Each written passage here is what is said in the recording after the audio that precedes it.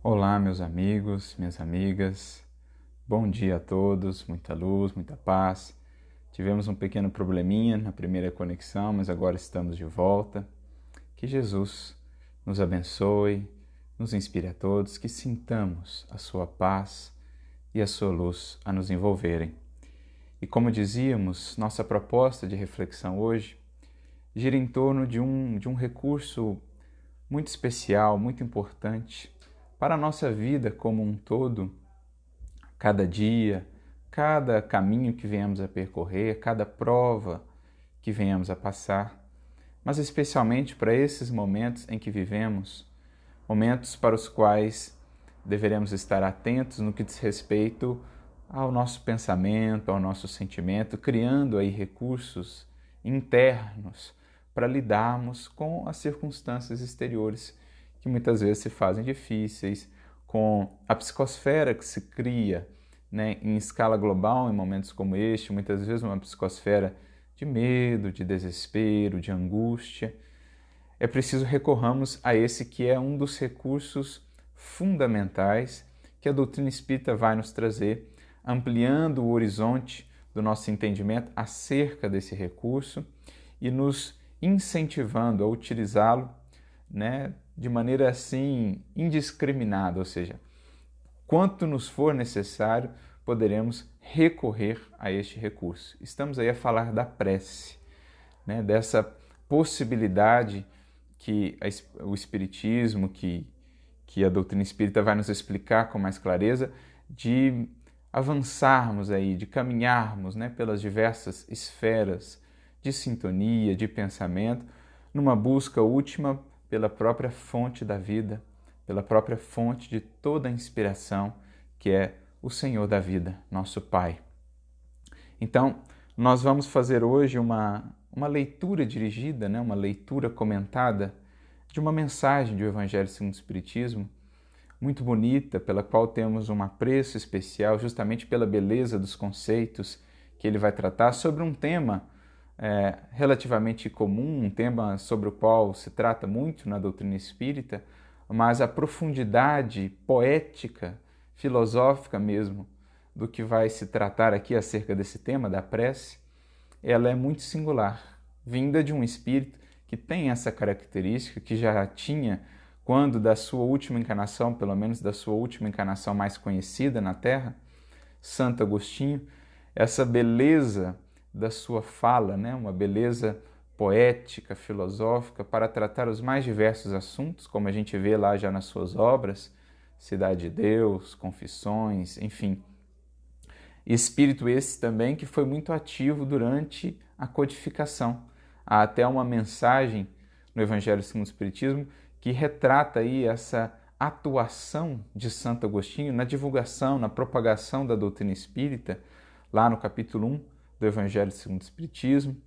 E ele, então, nos traz essa mensagem que se encontra no capítulo 27, item 23. Então, capítulo que trata do pedi e obtereis, então, portanto, um capítulo em que Kardec trata muito dessa questão da prece, juntamente com as mensagens dos Espíritos que ali ele coloca. E essa do item 23, ela já é interessante, no próprio título, vai depender das traduções que estejam utilizando do Evangelho segundo o Espiritismo, mas, por exemplo, algumas vão colocar a felicidade que a prece proporciona, outras vão colocar a felicidade da prece, outras a alegria da prece, enfim. O título, a forma em si mesmo, não é tão importante. O mais importante é a ideia que ele quer trazer e a vinculação que o Espírito quer criar. Santo Agostinho fazendo uma vinculação entre a prece e a felicidade. Isso é interessante.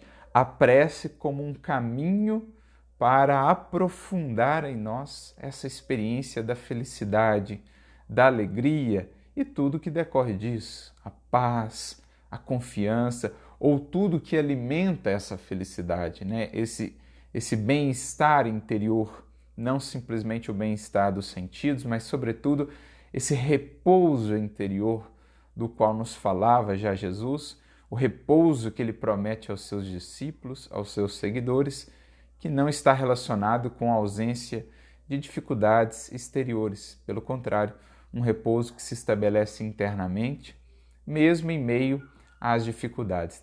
Repouso sobre o qual também falava Santo Agostinho, já nos seus escritos, enquanto encarnado, ele dizia que inquieto está o nosso coração enquanto não repousa em Deus.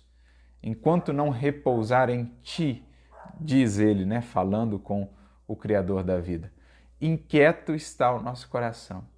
E se pensarmos na própria finalidade da prece, como nos dizem os Espíritos, lá na questão 859 de O Livro dos Espíritos, ali dentro da lei de adoração, os Espíritos vão nos dizer exatamente isso, que orar é pensar em Deus, aproximarmos-nos de Deus, colocarmos-nos em comunicação com Deus. São esses 3 fatores que eles colocam. Então é pensar em Deus, e aí falando em pensamento, nós já lembramos lá do livro Pensamento e Vida, de Emmanuel, logo no capítulo 1, quando ele trata da mente, fazendo o vínculo aí com o pensamento, né? Mente e pensamento praticamente se fundem, são conceitos que caminham intrinsecamente juntos, mas mente e pensamento. Então, orar é pensar em Deus, poderíamos trabalhar ali a analogia que Emmanuel trata, né? Acerca da mente, o espelho da vida, é voltar o nosso espelho mental para a luz divina. Aliás, no próprio Pensamento e Vida, no capítulo que ele trata de oração, é assim que Emmanuel vai definir a prece. É voltar o espelho da nossa mente para a luz divina, para as fontes superiores da vida. E olha como é interessante esse conceito de mente como espelho. Aquilo que tem ocupado mais a minha mente, o meu pensamento, é aquilo que eu reflito. É aquilo que eu vivo na vida. Se a minha mente tem estado mais comumente voltada para as sombras, para as notícias que trazem desalento apenas, para os comentários que apenas exaltam o pessimismo, né, a desesperança, se a minha mente tem estado majoritariamente voltada para as sombras, esse é o quadro que a minha mente vai refletir, esse é o quadro que o meu ser como um todo vai refletir. Se eu me volto, né, no espelho mental para as sombras, é as sombras que eu vou encontrar. Por outro lado, se eu ajusto esse espelho da mente voltando-o para a luz, é isso que internamente haverei de refletir. Luz, serenidade, paz. Então a prece, em verdade, é esse grande movimento, né, da alma, do espelho da mente para fontes mais superiores, para faixas mais superiores do pensamento, da vida, refletindo as características dessas faixas em minha vida.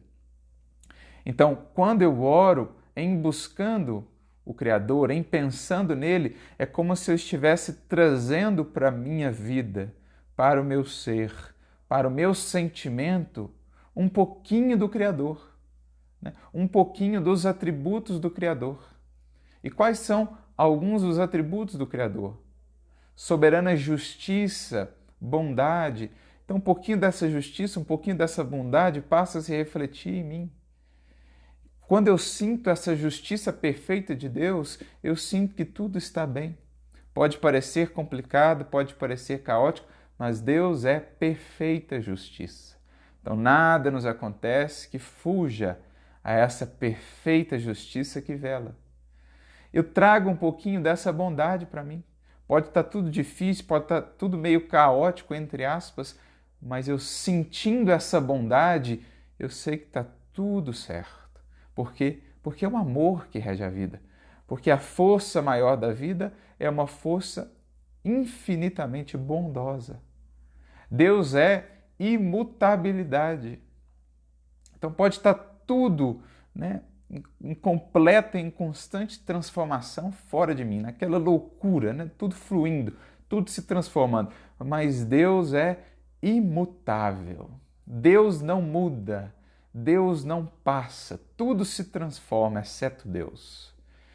Então, se lá fora eu encontro esse caos das coisas, né, nessa dinâmica alucinante da vida, da transformação, tudo mudando, tudo passando, e o que torna mais difícil encontrar, portanto, estabilidade, encontrar equilíbrio, se eu me volto para Deus, eu encontro imutabilidade, estabilidade. Então, eu encontro bases sólidas, bases seguras para construir o edifício da minha paz, do meu equilíbrio, da minha harmonia. Percebem o que é esse movimento de pensar em Deus? Voltando o espelho da mente para lá, eu passo a refletir essa luz que vem sempre do Criador. Os atributos que ele irradia o universo afora. Né? Se o mundo parece caótico, parece complicado, Deus é paz. Deus é serenidade. E em buscando isso, em pensando nisso, eu passo a refletir isso na minha vida interior. E, naturalmente, refletindo isso na minha vida interior, eu passo a refletir isso também na vida de relações, para as outras pessoas, para os outros corações. Então, pensar em Deus, aproximar-se de Deus é o segundo elemento que os Espíritos nos dizem. Eu me aproximo, eu crio vínculos mais profundos com o Criador, eu crio uma relação de maior intimidade com o Criador, o que está diretamente relacionado com a fé, a gente vai ver.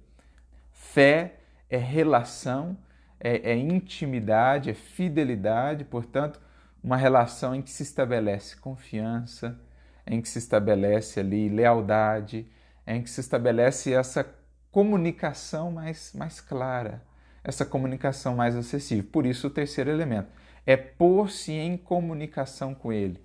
Não tanto pelas vias do intelecto, porque nos faltam ainda recursos para apreender o Criador de maneira muito intelectual, né? O principal caminho que nós temos agora, dizem-nos os Espíritos, é pelo sentimento, é pela intuição. Está lá na questão 244 de O Livro dos Espíritos, se não me engano. Os Espíritos podem ver a Deus? E eles então respondem, os superiores sim, o veem e o compreendem. Os inferiores, que ainda é a nossa condição, não somos espíritos superiores, o sentem e o adivinham.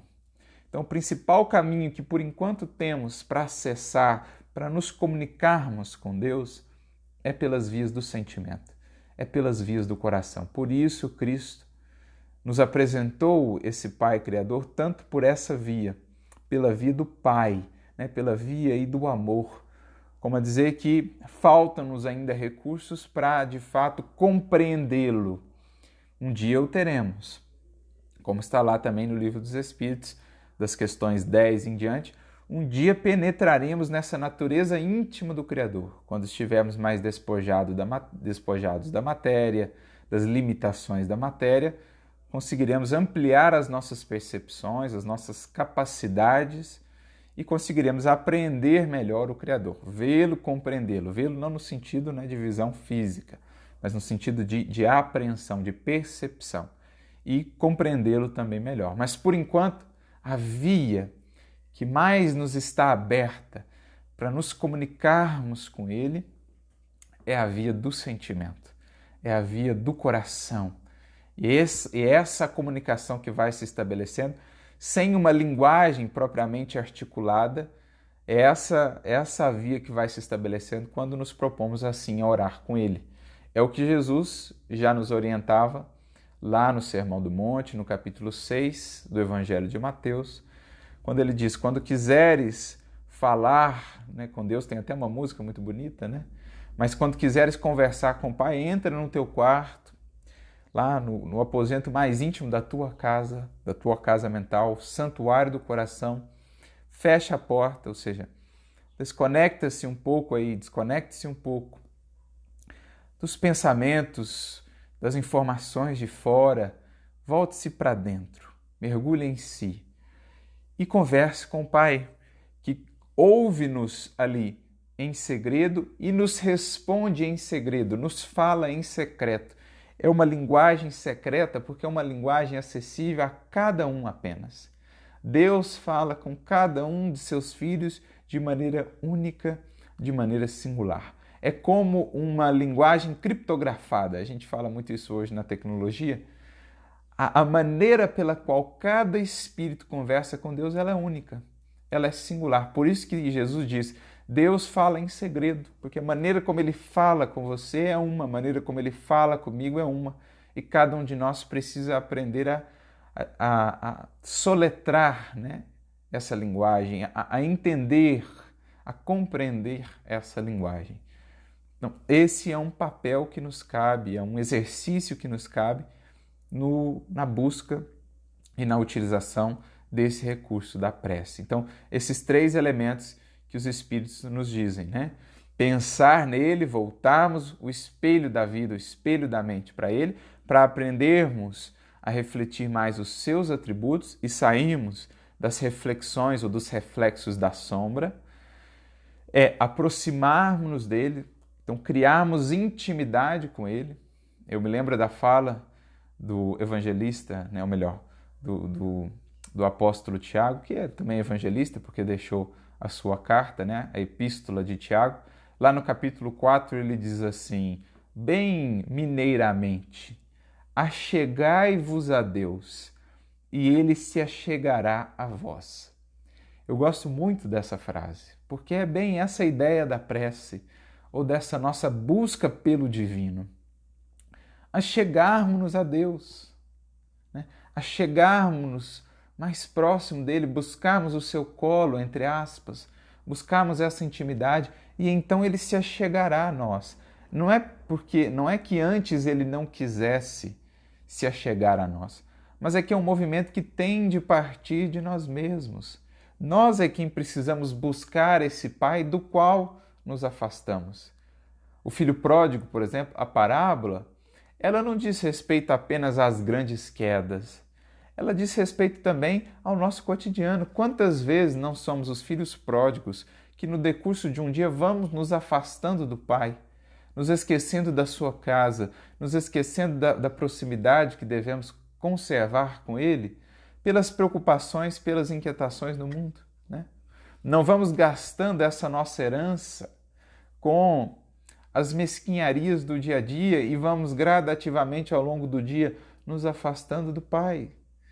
Mas nós é quem precisamos então, caindo em nós, lembra lá da prece, como esse mergulhar em nós mesmos, o quarto mais secreto lá, caindo em nós é que devemos fazer esse movimento então de buscá-lo, a chegarmos a Ele para que Ele se achegue a nós, para que se estabeleça essa relação mais íntima que nomeamos fé.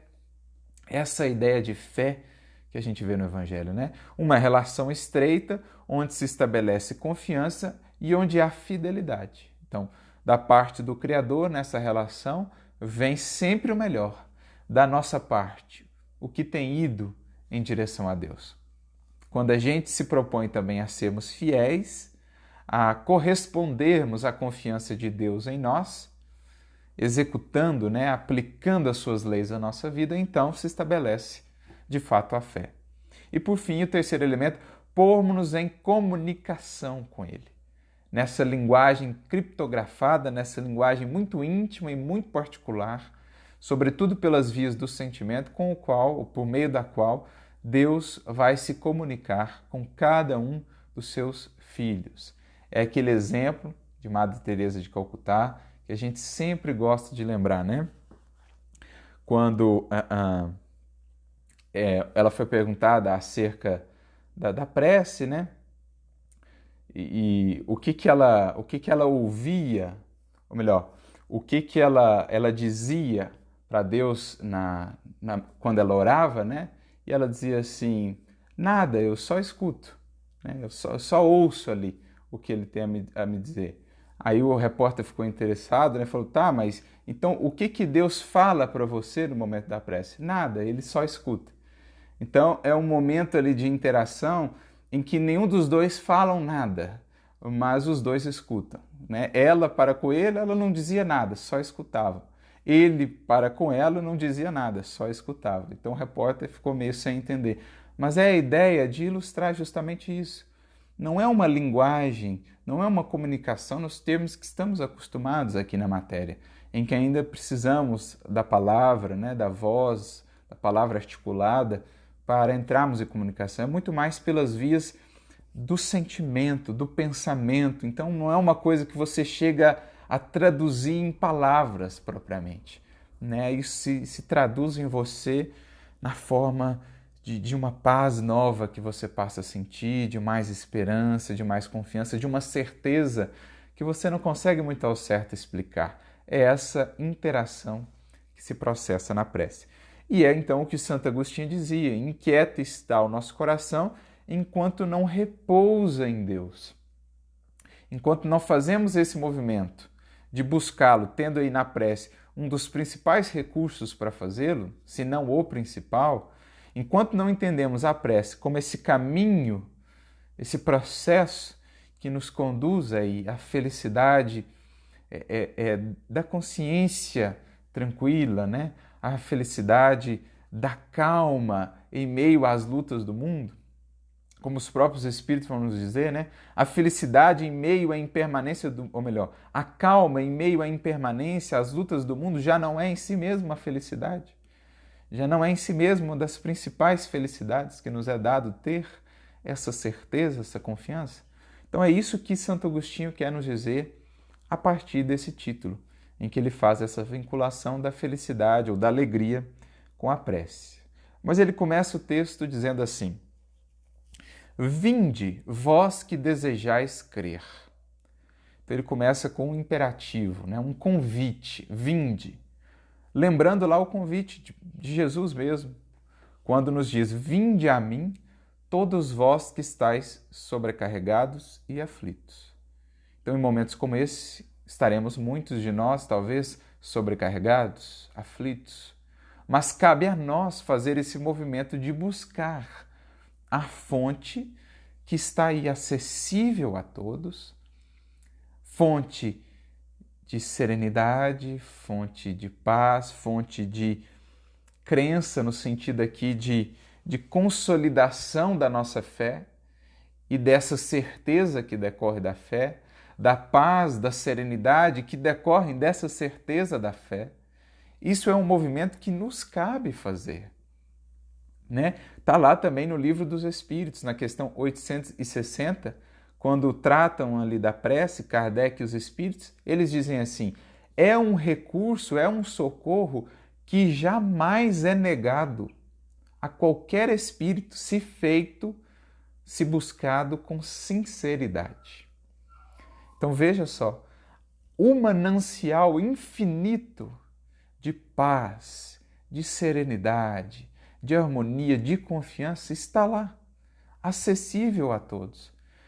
Quem são aqueles que vão a esse manancial? Aqueles que o buscam, aqueles que atendem a esse convite, aqueles que fazem esse movimento.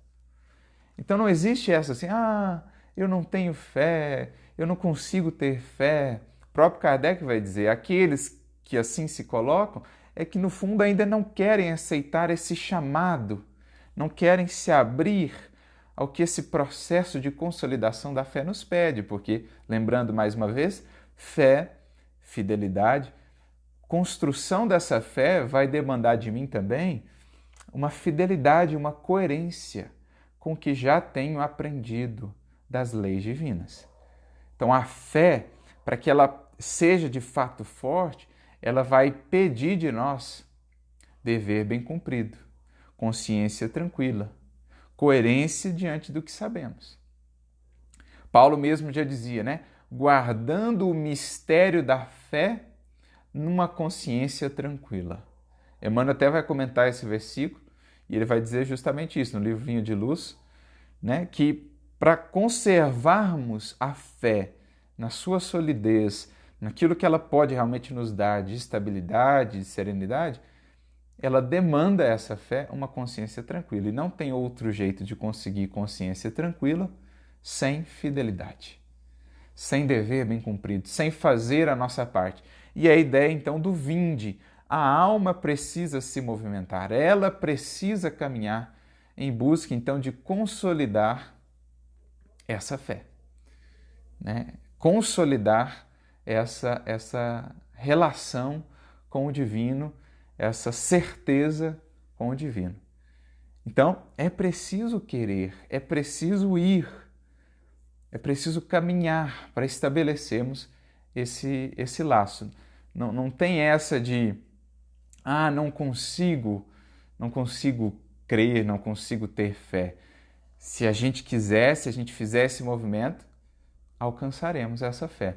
Há uma outra mensagem de Emmanuel também, no livro Vinha de Luz, capítulo 40, intitulada Fé, em que ele diz assim: a fé, ou a árvore da fé viva, não cresce miraculosamente na fé, ou no solo do coração. Não é um processo que do nada a gente tem um arroubo e então a gente consolida e sente essa fé. Não, é um processo de construção. Como? Fazendo esse esforço pela prece, pelo cumprimento dos nossos deveres, irmos criando mais intimidade com o Criador, aprendendo a nos achegarmos mais a Ele para que Ele se achegue mais a nós. Lá, relembrando as palavras de Tiago. E Emmanuel vai dizer assim: muitos acreditam que a fé é uma auréola, né, divina que o Criador conferiu a algumas almas ali por puro favor, algumas almas privilegiadas do seu favor. Esse é um equívoco, diz Emmanuel, de lamentáveis consequências.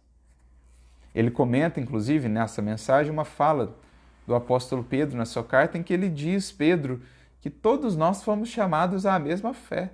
A fé que nós vemos em Pedro, a fé que nós vemos em Paulo, aquelas fés, né, que moviam montanhas, a fé que nós vemos em Madalena, que nós vemos em Joana de Cusa, todos nós, diz Pedro, recebemos os recursos para a edificação da mesma fé. O manancial está lá, acessível a todos, mas nós precisamos desconstruir essa ideia de que aquela fé que nós vemos neles foi uma fé que cresceu miraculosamente. Não, vinde vós que desejais crer. Pedro só chegou a ter aquela fé porque ele quis, porque ele foi atrás. Assim também Paulo, assim também Joana de Cusa, assim também Madalena. Quando a gente vê o Pedro vacilante do início e o Pedro, aquela rocha de firmeza do fim de sua vida, a gente percebe o processo ali de cultivo dessa fé, dessa árvore da fé e os frutos que ela já então dava em Pedro, justamente pelo cultivo. Então, é muito importante esse início aqui de Santo Agostinho. Vinde vós que desejais crer. Né? Deixemos de lado tudo aquilo que dizemos ou tudo aquilo que recorremos enquanto justificativas para não consigo consolidar, não dá. Podemos e haveremos de consolidá-la se a buscarmos. Assim como Jesus disse, vinde a mim os que estáis sobrecarregados. Se o quisermos, o alívio aí está, àqueles que o quiserem buscar. Como ele também diz no Apocalipse, né, uma das falas mais bonitas do Evangelho, ele diz, eis que eu estou à porta e bato. Aquele que abrir a porta, eu entrarei, cearei com ele e ele comigo. Essa fala de Jesus no Apocalipse ilustra muito bem o que é a prece. O amor do Cristo, o amor divino, bate à porta do nosso coração. Mas quem tem de ir à porta e abri-la, para que esse amor entre, ceie conosco, né? Partilhe conosco do banquete da luz, quem tem de fazê-lo somos nós outros. Então deixemos de lado, né? Superemos, coloquemos de lado aquilo que consideramos empecilhos, aquilo que consideramos justificativas para alimentar a nossa desconfiança, as nossas oscilações e confiemos. Paulo mesmo vai dizer, tens fé em Deus, né? Tem-na em ti mesmo, diante de Deus. Se tens fé, tem-na também em ti mesmo, diante de Deus. É preciso termos fé nessa possibilidade de alcançarmos essa relação mais profunda com o divino. Confiarmos também em nós, afinal de contas, Deus confia em nós. Os Espíritos Celestes acorrem a vos anunciar grandes coisas. Aqui ele pode fazer uma referência à própria codificação em si, que nos abriu esses horizontes da imortalidade como nunca antes na história da humanidade. Em todos os tempos, a mediunidade existiu, em todos os tempos existiu a interação com o mundo espiritual, mas não de maneira tão universal como a partir do advento do Consolador. É como se, de fato, as portas da imortalidade tivessem sido abertas para nós, os véus tivessem sido rasgados. E essa abertura tinha uma finalidade, nos consolar, né? Nos ampliar os horizontes, nos falar da vida que triunfa, nos falar dessa presença amorosa, né? Desse amparo constante desses espíritos, desses seres queridos que não estão distantes de nós, que não encontraram o fim no túmulo, pelo contrário, encontraram mais trabalho e mais vida ainda. Então, a partir do advento do Consolador, cumprindo lá já a promessa, ou a profecia de Joel, o profeta, lá atrás, quando ele diz, né, ali, falando em nome do Criador, do Senhor da vida, naqueles dias derramarei o meu Espírito sobre toda a carne. Vossos velhos terão sonhos, vossos jovens profetizarão, enfim. Ele está falando dessa universalização da interação entre os dois planos da vida, que se deu a partir do Consolador, trazendo-nos aí mensagens, trazendo-nos orientações, trazendo-nos informações de profundo consolo, grandes coisas. Mas não só a codificação em si. É preciso entender que esses espíritos celestes, que espíritos bondosos, que espíritos luminosos, envolvem a cada um de nós, nossos benfeitores, nossos anjos da guarda, como diz lá na questão 495, uma bela questão de O Livro dos Espíritos. Eles acorrem em cada lar, eles visitam cada coração e querem se comunicar conosco pelas vias do pensamento, pelas vias do coração. É preciso nos abramos a essa comunicação. E a prece é também essa abertura de campo, para sentirmos, para captarmos melhor pelas vias da inspiração, da própria intuição. Isso que eles querem nos anunciar, a certeza do amor de Deus, né? A certeza de que está tudo certo, de que tudo segue amparado, tudo segue sendo conduzido pelo alto, pela misericórdia infinita. Então, espíritos celestes querem nos anunciar grandes coisas. Nós queremos ouvir? Lembremos lá mais uma vez, né, o apelo de São Luís, de Santo Agostinho, na questão 495, quando eles falam dos anjos da guarda, dos benfeitores espirituais. Comuniquem-se conosco, né? Entrem em contato conosco, nós queremos conversar com vocês. Outra coisa não queremos senão trazer-lhes essas revelações íntimas, né? Essas intuições, esses pensamentos que surgem, que nos trazem paz, que nos trazem serenidade. É esse diálogo pelas vias do pensamento. Deus, meus filhos, abre os seus tesouros para vos outorgar todos os benefícios. Deus não dá o Espírito por medida, já dizia Jesus. Deus dá em abundância, Deus dá ao infinito. Quem define a medida somos nós, segundo a medida do nosso coração e da nossa mente. Quanto mais alargarmos a mente pelo estudo e pela prece, né, o pensamento, quanto mais alargarmos o coração pelo amor e pelo bem, mais poderemos acolher os tesouros que Deus dá a mancheias, que Deus dá ao infinito a todos os seus filhos. Então, Ele abre esses tesouros, cabe a nós abrirmos-nos para eles. Então, é muito bonito isso, né? Deus, ele é a cachoeira, sempre jorrando, e todos os que se dirigem a Ele sairão de lá com alguma coisa, né? A medida daquilo que conseguirão extrair dessa busca é a medida de si mesmos. Por isso, em crescendo, em fazendo esse esforço de fé, né, de fidelidade, de vivermos cumprindo o dever, de fazermos o que está ao nosso alcance por aplicar o que já temos entendido dessa lei, se amplia a nossa capacidade de comungar com o divino. A primeira mensagem de Emmanuel, comentando o Novo Testamento, tinha justamente esse título, Comungar com Deus. E ele diz assim, A fidelidade antecede sempre a comunhão.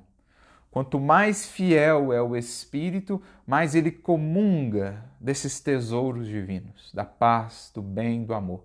E, naturalmente, quanto maior essa comunhão que ele tem com o Senhor da vida, mais fiel ele é. Percebem o ciclo que se fecha? Né? Quanto mais o Espírito age no bem, mais fervorosa é a sua prece. Mais fervorosa sendo essa prece, mais força ele tem para agir no bem. Quanto mais ele age no bem, mais fervorosa se fará a sua prece. Então ele entra nessa espiral de crescimento, né, de aprofundamento dessa relação com o divino. Fidelidade e comunhão. A fidelidade, diz Emmanuel, antecede sempre a comunhão. Por isso a fé só se consolida de fato numa consciência pura, dizia o apóstolo Paulo. Se eu não tenho feito a minha parte, não há, de fato, o resultado dessa interação, que é a comunhão com o divino. Homens incrédulos, se soubesseis quão grande bem faz a fé ao coração e como induz a alma ao arrependimento e à prece. Então, a prece é como uma filha dessa fé, né? Como uma busca dessa alma que está fazendo a parte que lhe cabe, ela sente cada vez mais esse anseio, essa vontade de ir à fonte divina para matar a sua sede. É a alma que está aí no caminho, é a alma que está no esforço. Então é preciso aprendamos a deixar essa nossa oscilação, né? Como lá o exemplo de Jairo, Senhor, ajuda a minha incredulidade. E Jesus, por várias vezes no Evangelho, ó geração incrédula, ó homens incrédulos, até mesmo a Simão Pedro.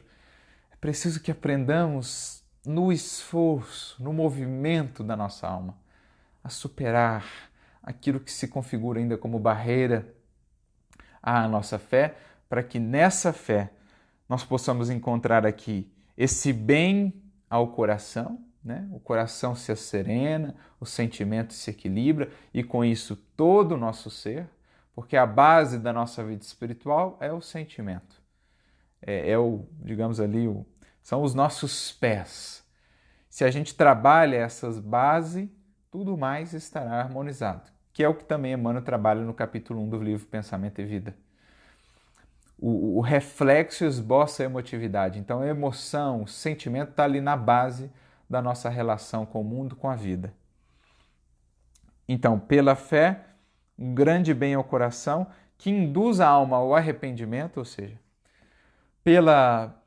por essa fé, né, pela luz que ela proporciona, ela nos leva às mudanças que são necessárias e nos induz também à prece, à busca do divino. Então a fé, ela abre campo em nós, né? Por essa relação mesmo que eu vou tendo com o divino, com o Criador, ela abre em campo em nós o campo da humildade, o campo para percebermos o que precisa ser modificado, o que não está bem, o que não está em harmonia com o Criador e com as suas leis. É como se diante da luz que a gente acessa, a luz divina, nós pudéssemos nos enxergar melhor. E, aliás, aqui entra uma das definições mais interessantes de prece que eu já vi na codificação espírita ou no espiritismo de um modo geral, é a definição que está lá na questão 660A de O Livro dos Espíritos, quando Kardec pergunta para os espíritos, né, por que aqueles que oram tanto, muitas vezes, continuam ainda muito invejosos, ciumentos, egoístas? Por que a prece não transforma a muitos? Lembrando que na questão 660, Kardec havia perguntado se a prece tornava melhor o homem. E os espíritos respondem que sim, porque o torna mais forte contra as tentações, porque Deus envia os espíritos bondosos para amparar aquele que ora com sinceridade. Ele consegue acolher melhor o auxílio, a inspiração desses espíritos. Aí a questão seguinte, 660A, Kardec pergunta, mas por que aqueles que oram muito, muitos dos que oram muito, permanecem invejosos, ciumentos, egoístas, orgulhosos? E os espíritos respondem, o essencial não é orar muito, mas orar bem. Muitos fazem da prece uma ocupação, um emprego do tempo apenas, mas não um estudo de si mesmos. Olha que interessante isso aqui. A prece como um estudo de si mesmos, mais do que uma ocupação, mais do que um processo mecânico de recitação. A prece é mergulho em mim, estudo de mim mesmo. Por quê? Lembra lá? Voltamos o espelho da mente para a luz divina. Então, essa luz passa a se refletir em mim. E diante da luz divina, amigos, não há sombra, né? Não há cômodo nosso que fique escuro. Claro que é um processo gradativo, não vai ser de todo, nós vamos acessar toda a nossa casa mental, né? Todo esse universo interior nosso. Mas a luz divina, na medida em que ela vai penetrando em nós, ela vai revelando ali aquele cômodo que estava escuro, aquele problema que não era antes visto. Ela vai nos desnudando. Por isso que ela vai nos impelindo ao arrependimento. Porque diante da luz divina, a gente vai se vendo tal qual é. É aquele símbolo bonito que está lá no Gênesis. Quando Adão, diante de Deus ali no paraíso, entre aspas, se vê nu e foge. O que a gente pode entender ali, né? Um dos entendimentos. Aquele paraíso é o símbolo da nossa consciência, onde ali interagimos mais intimamente com o divino. Quando nós buscamos o divino, quando nós realmente acessamos o divino na consciência, diante dele, nós não conseguimos esconder nada. Diante do Criador, nós estamos efetivamente nus, né? Todas as capas de ilusões se desvanecem. Então, assim, por isso que para orar do fundo do coração, a gente precisa estar disposto a renovar-se, a identificar os nossos erros, a gente precisa estar ali com humildade e com sinceridade, senão a prece ela fica só no exterior. Agora, oração em profundidade, ela nos desnuda e é preciso ter coragem para lidar com isso. Não fazer como Adão que saiu correndo. Adão fugiu. É o símbolo, muitas vezes, de nós que fugimos da consciência e por isso a nossa oração fica aquela oração exterior, né? Aquela oração pro forma. Não, agora, a busca profunda, transformadora na oração, ela vai nos desnudar, ela vai mostrar os nossos equívocos e ela vai nos compelir ao arrependimento que leva à renovação, à transformação. Por isso Jesus fala assim, ó, se for orar ao Pai e tem alguma coisa contra o teu irmão, vai resolver isso antes. Porque na oração com o Pai, se ela for sincera, isso vai vir à tona, né? Melhor então já resolver agora, melhor já resolver antes, para que depois isso não atrapalhe, não seja um obstáculo a uma oração profunda, a uma comunhão profunda. Porque tudo aquilo que a gente guarda internamente, de mágoa, ressentimento, tudo aquilo em desacordo com a lei, são véus que nós colocamos entre nós e Deus. Mas se a gente vai para a oração com sinceridade, esses véus eles vão ser rasgados, nós seremos desnudados e convidados a ver então com clareza onde a gente está tropeçando, onde a gente tem que mudar. Por isso você não sai da prece sincero mesmo. Porque agora a sua consciência se esclareceu, se ampliou e você vai ver com mais clareza ainda aquele probleminha que você estava querendo esquecer, colocar em segundo plano, como Adão lá tentando ocultar, né, com a folha da figueira. Não adianta, diante de Deus a gente está nu. A luz divina nos mostra. E então a gente identifica, olha, isso aqui eu preciso trabalhar, isso aqui não dá. Porque a gente vai percebendo que esses pontinhos escuros que vamos guardando, uma mágoa, um vício, um pensamento infeliz, eles vão sendo obstáculos à comunhão, eles atrapalham a nossa comunicação com o divino, eles atrapalham o fluxo do amor divino até nós, da paz divina até nós. Eles são como que, pensemos aí numa tubulação, né, por onde vai fluir esse amor e essa paz divinos. Cada mágoa, cada ressentimento, cada hábito infeliz é como ali uma sujeira acumulada que vai limitando esse fluxo. Então, para a gente ampliar ao máximo esse fluxo, a gente precisa aprender a remover tudo isso para que na prece, de fato, a interação com o divino se faça cada vez melhor. Por isso que ele está dizendo aqui, né, que a fé, a prece vão induzir a alma ao arrependimento. ao reconhecimento do que é preciso modificar. Mas ele prossegue: a prece, como são tocantes as palavras que saem da boca daquele que ora.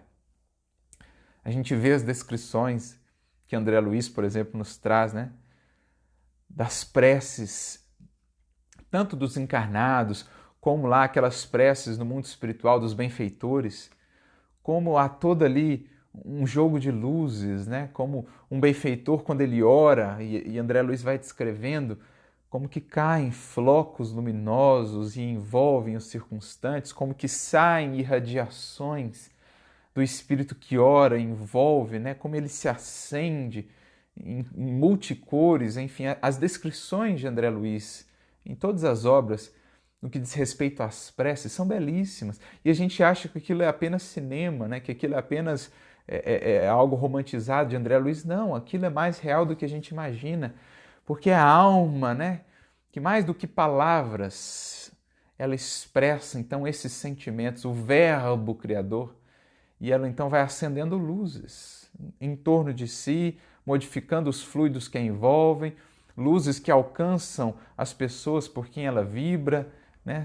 Vibrações de paz, de equilíbrio, luzes ou ondas que a conectam com as mentes dos benfeitores, dos espíritos amigos, enfim.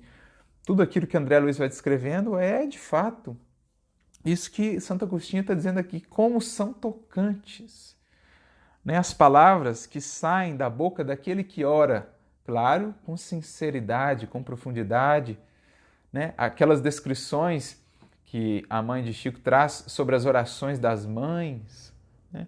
As orações das mães que vencem todas as barreiras, que arrombam, como dizia o Chico, de maneira figurada, né? As portas dos céus. E toda oração com sentimento, com profundidade, ela cria um halo de luzes. E Kardec vai falar muito disso, né?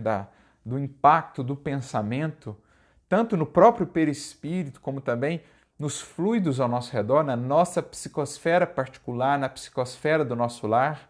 Daí a importância, por exemplo, do Evangelho no lar, do momento de oração em conjunto no lar, porque a oração em comunhão de pensamentos, a oração em conjunto ganha ainda mais força, também vai nos dizer Kardec muitas vezes na codificação, na revista espírita. Isso tudo vai renovando o nosso próprio perispírito, a nossa psicosfera, que passa então a embalar aqueles que estão ao nosso redor, vai envolvendo o nosso lar. Isso é a prece, e por isso é tocante, né? É belo quando se vê do ponto de vista espiritual o que está ali representado. Essa confiança da alma que se volta para Deus e que se reconhece necessitada, que se coloca ali em posição de humildade, de confiança, para receber daquele que é a fonte da vida. É um movimento de muita beleza, esse movimento da oração. A prece, prossegue ele, é o orvalho divino que aplaca o calor excessivo das paixões. Ah, meus amigos, se soubéssemos da força da prece, né? Se a cultivássemos melhor, quantos impulsos, quantos tropeços, né? Não evitaríamos aí resistindo ao calor, à intempestividade, à impulsividade das nossas paixões. A prece é como aquele bálsamo, como aquele orvalho que cai, né? Refrigerante, que cai ali refrescante sobre o calor das paixões. Pensa num incêndio, né? Aquele calor, aquela coisa que nos consome, aquela coisa que mesmo à distância já nos incomoda. Agora pensa na suavidade da água caindo sobre esse incêndio. É o que acontece em nosso íntimo, quando estamos inquietos, quando estamos ali agindo por impulso, agindo pela paixão, quando temos a coragem de buscar a prece. Como tudo se acerena, como encontramos força para resistir às tentações. Então é preciso aprendermos a criar esse hábito para que no momento em que a tentação surgir mais intensa, no momento em que as circunstâncias se fizerem mais difíceis, nos compelindo a entrar nesse estado de inquietação, de aflição, de incêndio interior, a gente recorra a esse bálsamo, a esse orvalho que cai ali pacificando, né? Não somente a nós, mas a todos os demais. Eu me lembro daquele relato que está no livro de Atos, e que Emmanuel se utiliza, inclusive, para comentar acerca da prece, aquele relato que diz que os espíritos, ao orando, mudou-se o lugar em que eles estavam. É interessante porque a prece, ela realmente muda o lugar em que estamos, a faixa de pensamento em que estamos, ela muda as bases em que pisamos, né? Ela às vezes não vai mudar tanto as circunstâncias em si, a tentação ali, a circunstância difícil vai continuar, mas internamente nós estaremos habilitados, né, mais preparados para lidar com aquilo. É esse orvalho divino que traz calma, que traz serenidade. Então, filha primogênita da fé, como falávamos, nesse nosso movimento de buscarmos a Deus, de nos aproximarmos dele, de sermos fiéis a ele, a prece passa a se configurar então como um dos principais recursos para estarmos mais junto dele. Passa a ser o próprio alimento para nós, a própria força para a ação fiel que faz da prece uma prece cada vez mais fervorosa, nessa espiral em que a ação iluminada alimenta a prece fervorosa, que por sua vez inspira ainda mais a ação iluminada. E assim por diante, né? Então, filha primogênita da fé, ela nos encaminha para a senda que conduz a Deus. Então, ela abre campo, ela abre caminhos, ela funciona como uma bússola pelas esferas do pensamento e do sentimento, nos conduzindo à sintonia com Deus. Ela é um caminho interno, é um caminho também do pensamento, já que vivemos, onde projetamos o pensamento. Ela é a bússola que nos guia por aquelas muitas moradas na casa de meu Pai que Jesus falou. As moradas onde Ele vive e que Ele diz assim, eu já ensinei o caminho. Qual o caminho? O da fé, o da oração, que nos conduz nessas moradas às moradas de luz, né? Às moradas da esperança, às moradas da confiança, às moradas do amor. A conexão, a sintonia com Jesus e, em última instância, com o próprio Pai. No recolhimento e na solidão estais com Deus. Lembra lá a orientação de Jesus? Entre no quarto mais interno. Em nenhum momento, a não ser talvez no trabalho, no bem, nós conversamos tão profundamente com Deus quando também nós, com sinceridade, nos recolhemos à prece. Talvez sejam os dois momentos em que mais profundamente dialogamos com Deus, quando estamos servindo ao amor, servindo ao semelhante, ou quando estamos nos recolhendo na solidão, na intimidade, conversando com Deus. No serviço aos semelhantes, como nós estamos ali entretidos, né, como nós estamos ali envolvidos, Deus, ele se faz agir por meio de nós sentimos a sua presença. Mas talvez em termos de reflexão, esse momento de solidão, esse momento de estarmos com Ele pelas vias da prece, seja ainda mais propício para nos conhecermos, para mergulharmos mais profundamente em nós. Para fazermos, lá lembrando a questão 660A, esse estudo de nós mesmos. Então é preciso aprendamos a soletrar, a entender, a falar essa linguagem que se estabelece no silêncio, no recolhimento, na solidão. Jesus mesmo, lembrando, fizemos esses dias o estudo lá do Caminho, Verdade e Vida, capítulo 6, Esforço e Oração. Jesus tinha um momento com a multidão, mas tinha um momento em que ele subia ao monte para orar sozinho, no silêncio, na solidão. É preciso aprendamos a ouvir o silêncio, a conversar com ele. É preciso cultivemos também a solidão. Ela faz parte, não em isolamento, alienação, mas no contexto do nosso dia a dia, da nossa vida, a solidão tem tanta importância quanto a convivência. Então, Leon Denis é outro que fala muito sobre isso. Ele adora essas palavrinhas: recolhimento, solidão, silêncio. Ele fala a todo momento disso. No silêncio, no recolhimento é que se forma a boa mediunidade. A ostensiva, mas também essa mais geral, a habilidade de captarmos o pensamento dos benfeitores. No silêncio e no recolhimento, dirá ele, nós conversamos mais profundamente com Deus, penetramos mais fundo no santuário da consciência. No silêncio e no recolhimento, na contemplação da natureza, por exemplo. Leamos lá o livro Grande Enigma. Nós penetramos mais fundo nesse grande enigma do universo, do Criador, no silêncio, no recolhimento, da contemplação, da prece. Isso é importante também, especialmente nesses momentos. Aproveitemos a solidão em que muitos talvez estejamos no lar, momento de maior insulamento, para orarmos ali em família, mas também para orarmos sozinhos, nesse momento de prece e meditação. Porque a gente muitos acham, que no Evangelho não tem nenhuma referência à meditação, que é somente uma prática ali oriental, da Índia, do budismo. Mas olha a definição de prece de Jesus. Entra no teu aposento mais íntimo, fecha a porta e conversa com Deus. Ora, isso é meditação. E meditação com esse estudo de nós mesmos, com esse treinamento da acústica da nossa alma para ouvir a voz divina, para ouvir a voz do bom pastor. Jesus mesmo diz no Evangelho de João, capítulo 10, quando ele trata do bom pastor, que as suas ovelhas ouvem a sua voz e não ouvem a voz dos falsos pastores. Ou seja, a ovelha do Cristo, o discípulo, a alma que o busca, é aquela que se acostumou de tal modo com a voz dele, que consegue discerni-la mesmo em meio aos ruídos do mundo. E como é que a gente acostuma com essa voz dele? Senão pela prece, quando conversamos com ele. Percebe? É essa a ideia que está sendo trabalhada, a importância também, então, do recolhimento e da solidão quando estamos mais profundamente com Deus. Para vós já não há mistérios. Lá, Leon Denis, o grande enigma vai se nos abrindo. Eles se vos desvendam.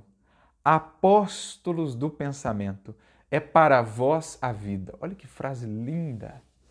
Né? Aquele que investe na prece, aquele que aprende a se utilizar da prece, ele vai entrando também nesse outro apostolado, porque Jesus nos conclama a um apostolado, que é o apostolado do serviço aos semelhantes, o apostolado do amor, mas também há outro apostolado, que é o apostolado do pensamento.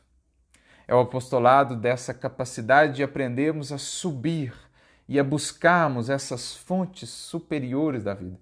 Se pensarmos bem, são os dois mandamentos: o amor a Deus e o amor ao próximo. O apostolado do Evangelho, o apostolado desse serviço ao próximo, mas é também o apostolado do pensamento, dessa relação com o divino, dessa comunhão com o divino. Então, apóstolos do pensamento, aqueles que buscam a prece, com essa sinceridade, é para vós a vida. É como se ele dissesse assim, toma a chave da vida abundante está aí, a prece. Ela abre para nós a vida, ela abre para nós a beleza, ela abre para nós a grandeza da criação, sem sairmos do lugar fisicamente. Ela nos projeta no infinito. E a gente então como que pode voar pela imensidão de Deus? Vossa alma se desprende da matéria e rola por esses mundos infinitos e etéreos que os pobres humanos desconhecem. Aquele que ora, estando o corpo ali, paradinho, em pensamento, em espírito, voa, rola por esses mundos infinitos, contempla a magnificência de Deus.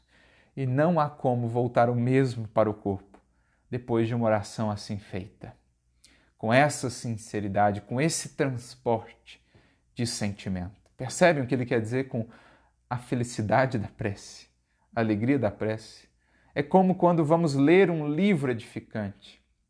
Aquela sensação que a gente tem de viajar, né? A leitura que nos permite viajar pelo mundo, que nos permite conhecer o mundo sem sairmos do lugar. Agora, a diferença é que na prece nós vamos ler o livro do infinito. O livro escrito pelo nosso Pai, o mais belo de todos os livros. Por isso a prece nos permite, né, jornadear por esses mundos sem sairmos do lugar. Avançai, avançai pelas veredas da prece e ouvireis as vozes dos anjos. Onde? No coração, né? Na mente, no pensamento. Que harmonia! Já não são o ruído confuso e os sons estríduos da terra. São as liras dos arcanjos, são as vozes brandas e suaves dos serafins, mais delicadas do que as brisas matinais, quando brincam na folhagem dos vossos bosques. Então faz um exercício de sentimento. Lembra do parque, que lhe é mais caro, ou da fazenda, do sítio. Lembra do barulho do vento nas árvores e da sensação que isso lhe traz, do sentimento que isso lhe traz. Agora multiplica isso por 100, por 1000. É o que nós sentiremos quando aprendemos a ouvir essas vozes que nos embalam, que nos envolvem, as vozes dos seres que nos amam, as vozes dos benfeitores, as vozes ou a voz do bom pastor. É essa carícia, a mesma carícia que nós sentimos quando ouvimos o barulho da brisa nas árvores, multiplicada ao infinito. Por entre que delícias não caminhareis. A vossa linguagem não poderá exprimir essa ventura. Tão rápida ela entra por todos os vossos poros. Tão vivo e refrigerante é o manancial em que orando se bebe. Eu acho que essa aqui é o ápice do texto, né, da mensagem. É uma coisa tão grandiosa. Primeiro, como já dizíamos, a linguagem não consegue descrever.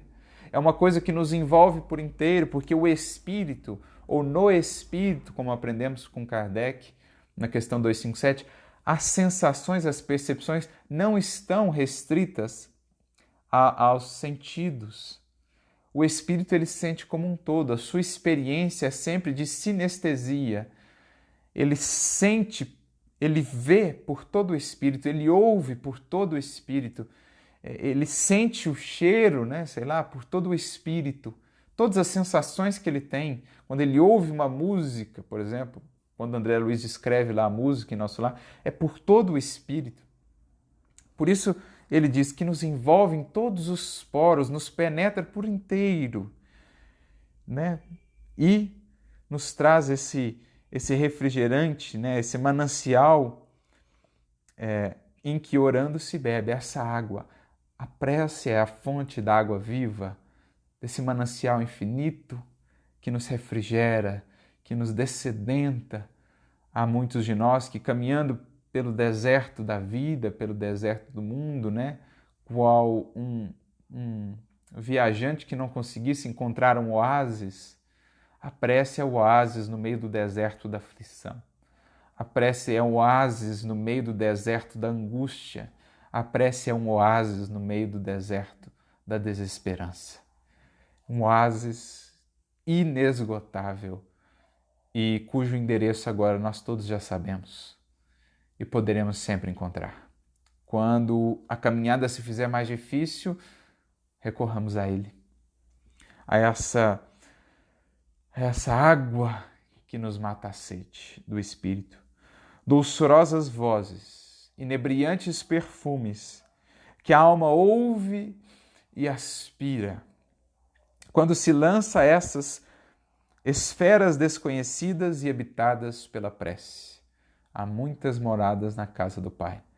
Como podemos acessá-las mais superiores? Pela prece, né? É lá onde ela mora, é lá onde ela nos conduz. Sem mescla de desejos carnais, são divinas todas as aspirações. É como se deixássemos todo o peso das nossas paixões por um tempo aqui embaixo e pudéssemos então acessar apenas o que há de melhor em nós. É o que a prece nos permite, né? Ela nos faz sair dos pântanos e mergulharmos em águas mais profundas, em águas límpidas. Essas águas que estão em nós. É o que a prece nos permite. Também vós, orai, como o Cristo, levando a sua cruz ao Gólgota, ao Calvário. Então oremos como Jesus ali orava, naquele momento, de cruz aos ombros. Isto é, levando adiante o nosso dever, cumprindo a nossa parte, fiéis, fiéis independentemente de ou do que nos aconteça. Façamos como ele, subindo o Calvário. Carregai a vossa cruz e sentireis as doces emoções que lhe perpassavam na alma, se bem que vergada ao peso de um madeiro infamante. As dores nos visitam, as dificuldades nos visitam, as lutas, as inquietações nos visitam. Tomemos a cruz, carreguemos isso com serenidade e busquemos na prece essa força. Se a luta nos visita por fora, se a cruz nos pesa nos ombros, o espírito é livre. É livre para orar, é livre para amar e é livre para buscar a Deus. E embora ali sob aquela cruz que tomava por amor e por renúncia, Jesus, em coração e em pensamento, estava com Deus, estava livre. Ele ia morrer, conclui Santo Agostinho, mas para viver a vida celestial na morada do seu Pai.